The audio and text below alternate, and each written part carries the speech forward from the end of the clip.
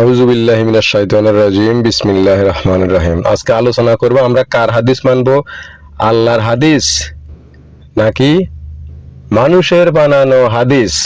দেখবো আল্লাহর হাদিস এবং মানুষের বানানো হাদিসের মধ্যে পার্থক্যটা কি।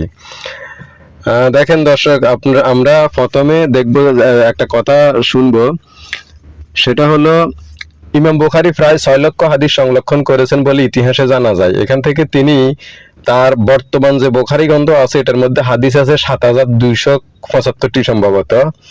আবার কিছু কিছু মত আছে, দুইটা মত আছে। এক মতে হলো ইমাম বুখারী 2230টি হাদিস সংকলন করেছেন, আরেক মতে হলো 2600টি হাদিস সংকলন করেছেন। মানে বুখারীতে 2600 হাদিস ছিল অথবা 2230টি হাদিস ছিল।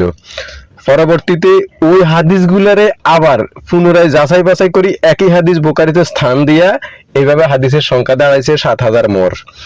টোটাল হাদিস 2 থেকে 2500 বলে জানা যায়। তো এখন দেখেন 6000 থেকে মাত্র 2000 হাদিস, প্রায় 98% হাদিস, 98% হাদিস বুখারী নিজে বাদ দিয়া দিলেন।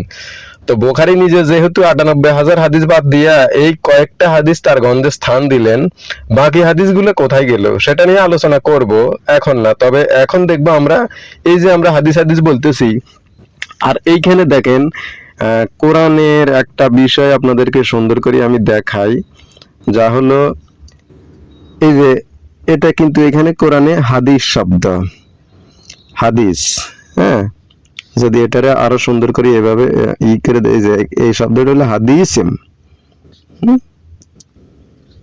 হাদিসিম, হাদিস, এই যে এই শব্দটা।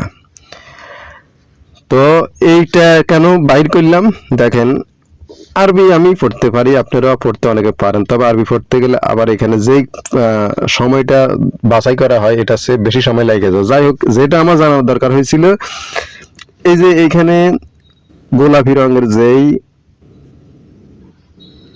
বাটার শুরু এই শেষ পর্যন্ত হায়ের উপরে এই যে হাদিসিম এই শব্দটা, মানে এই যে হাদিসিম এই শব্দটা হইলো মূল গুরুত্বপূর্ণ। এই এখানে হাদিস শব্দটা আছে।